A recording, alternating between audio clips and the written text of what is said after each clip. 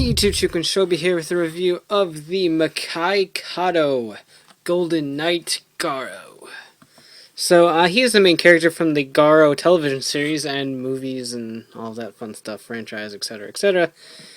So, for those of you who have no idea who he is, Google it and check out the show because it's probably one of the best tokusatsu shows. But make sure you are above the age of 16 or so because it is a more adult-themed show. So anyway, here he is, and we'll take a look at him in a second. Box-wise, we have Makai Kado, Volume 1, Golden Knight Garo, Ogon Kishi. Really hard to see because of the lighting, but logo's up there with Makai Kado. Very chrome, and you can see all of the various poses that you can do with him right there. So a large box, we're going to go ahead and move that to get a better look of the figure. So, he is an SIC styled figure. It's not necessarily an SIC line, but it reminds me a lot of it. These are a roughly 6 to 7 inch scale. Here is a 5-inch figure of Figuarts Goku, just for a height comparison. So he's roughly a 7-inch figure, so just like all the SIC releases. He also has articulation similar to that of the SIC releases, but it's hindered quite a bit more than the SIC releases. I can't really peg on it why exactly, but that's just how the figure is designed. So detail-wise, he is quite a bit stylized. The Garo in the show is a suit of armor, and if you want to get a closer look to what it looks like in the show, rather, go ahead and check out my review of the Figuarts Garo, or go Google it and go take a look at some pictures and clips and stuff to get a better idea of things. But I love, love, love the way that this is stylized. I think it looks great. The armor reminds me a lot of like a traditional bulky medieval style armor, and I really like the way that looks too. Back here, these hold his cape in place, which we'll take a look at later. I think they look really weird jettisoning out like that, but those aren't bad as well. You have some really nice green detailings inside of the armor that we can hopefully take a look at. I think camera can pick those up. Yeah, we can. Nice green detailings under there where the mesh of the under armor would be. And a lot of green accents here that you don't usually pick up on the show because it's usually mostly just gold and black. But there's a lot of green in here too, which is really nice. But yeah, pretty much that's all I can say about him, is that he looks absolutely stunning. Articulation-wise is where the figure starts to droop a little bit. You do have a lot of head motion, hindered by the armor right here, but he can look down like so and then up like so. So you definitely have quite a bit of articulation in the head.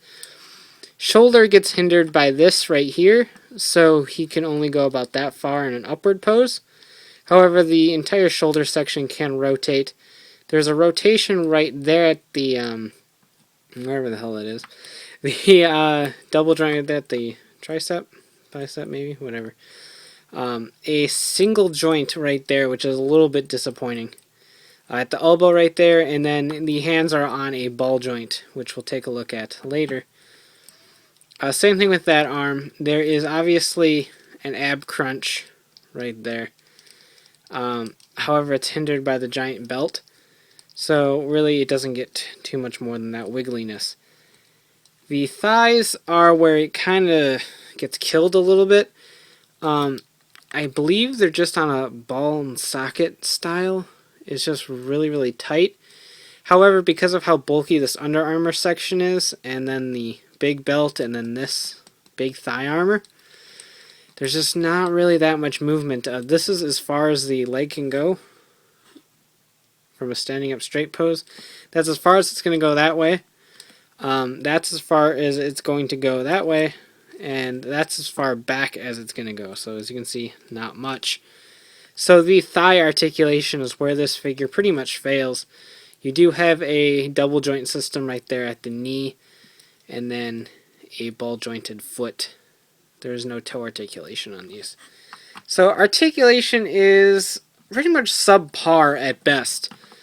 But I believe the articulation, the lack of, rather, makes up for it just by how sleek this figure looks and the kind of poses that you can pull off without really needing so much of the articulation. But it is kind of disappointing that a figure of this caliber has such hindered articulation. So we're going to go ahead and plop him up on the pedestal. Have him start spinning around. His feet aren't that important, so we'll go up here and take a look at him. Accessory-wise, he comes with this big cape, which we'll take a look at after. His Garo Ken, which is his sword, in the holster, the scabbard. That pops right out. This is a die-cast sword. Just to prove it. Yeah, this is absolutely die-cast sword. All the painted details and the chromed out hilt. So that looks really, really cool. And the fact that it slides right in here and holds in pretty tight too is cool as well. We have a Garo Ken that is on fire. Just like other things. But anyway. So it's lit up by the Mado fire. The green fire. And that's a cool effect piece as well. This is not die-cast. This is plastic, as you can see. So this one's a lot more lightweight. We obviously have his Mado lighter, which is also nicely detailed. Let's see if we can get in there.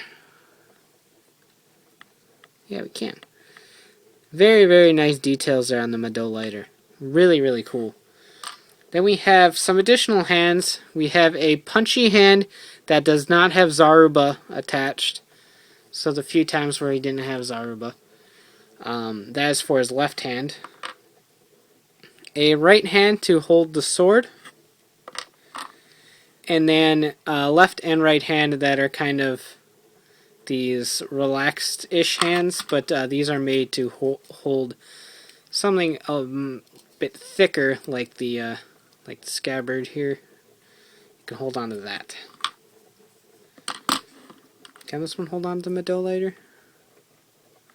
Hold on to the Mado lighter too. Not very well, but I'd have to pass it off as something that can actually function.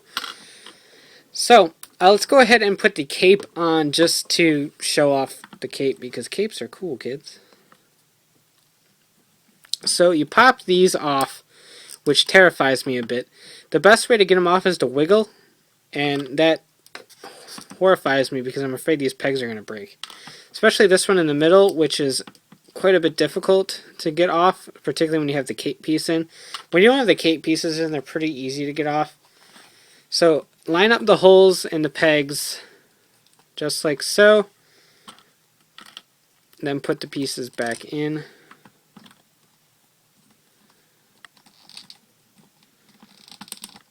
And push those as far in as you can. And then this piece right here is cut. So it only goes one direction, which would be this way right here. So pop that in. They look a lot nicer with the cape in, because they're not dangling off the figure. Now, the cape is longer than the actual figure, so it does bend right here. So you can either bend it backwards or bend it this way. Probably looks nicer to bend it backwards, even though mine seem to take the alternate approach. So, here is Garo with the cape. We'll bring all this all the way back so we can take a look at it. The cape is very Fruit Roll-Up-esque. It has a gummy feeling to it. It's kind of transparent. And it's really strange, but it does look cool. Whether you want to pose it with the cape or not is completely up to you. Particularly, I probably won't, because he only used the cape a couple times. And you can get a little bit better poses without the cape. But in terms of a pose, let's give him the sword, obviously. So we're going to need this hand right here. So all you want to do is pop this hand right off. Like I said, it is just on a simple ball and socket joint, like some of the SIC figures. Pop that one right in, and there we go, we have his hand. This slides right in there. It doesn't hold it nearly as tight as I would like. It's kind of wiggly in there, which I don't particularly like. But kind of get in there the best you can. For his other hand, let's give him the scabbard holding hand, even if we don't necessarily give him the scabbard. Let's give him the scabbard for good measure, though. Oops. And one thing I did forget to mention, that the jaw does open. It's on a tiny little hinge there. So, just do something like that. Very simple. In fact, it kind of even is borderline stupid, but good enough. Find our switch. And there we go. So, thoughts about the figure. It's a very stunning figure. Between the fruit roll-up cape, the gold used is a nice bronzish gold. It looks very, very nice. The die-cast sword is a nice touch. The accessories are pretty much what you would think of for Season 1 Garo. I do like the Motto Fire effect part thingy for the sword. Even if the sword is not die-cast, it still looks really nice. So like I said, everything looks really nice about the figure. However, the articulation is a bit of a letdown. If you're really, really big on articulation and ability to posability, there we go, then you probably won't like this figure that much, and I highly recommend picking up the S.H.Figuarts version. However, if you can set aside the lack of posability, particularly in the hips, then I would definitely recommend picking this figure up. I think it's the definitive Garo in terms of a stylized approach. This is a remold-ish figure of the Equip and Prop line. It shares a lot of the moldings from that, however, there is not a base figure underneath it. So keep that in mind as well. If you have the Equip and Prop line, this should look familiar because it's pretty much the same figure. So take that as you will. I love it. I can look past the articulation, mostly because I really appreciate this stylized take on Garo. Fantastic show, and overall a great figure, just hindered by the articulation. So really it comes down to your personal preference between Figuarts and Makai Kado. One thing I do want to mention real quick is the fact that the Figuarts line only has Garo, Zero, and a different Garo that is meant to be his father, Taiga. So keep that in mind. It doesn't look like they're branching off into any more Garo Figuarts because this line exists. The Makai Kado line so far has Garo, Zero, and Kiba. Gouten, the Wataru, which is Kenji Matsuda's character in Season 2, is getting a release. The Evil Garo is getting a release through the Tamashii web store. And Lord/Rodo, or however you want to say it, is getting a release as well. He appears at the end of Season 2. So the line is going to be much more broad. We have Gouten and Raigou, Kiba's horse and Garo's horse, reversed. So the Makai Kado line, there we go, is a lot more broad of a line. So if you're a true hardcore Garo fan, I'd recommend getting into the Makai Kado line because there would be a lot more to collect. If you're just a casual collector and you don't particularly like the stylized approach, definitely go for the Figuarts. So you can check out shikenshobi.com for all these updates on my reviews, and of course check out ridersrangersandrebels.com for your latest token news in the craziest way possible. So take care, have a great one. Bye.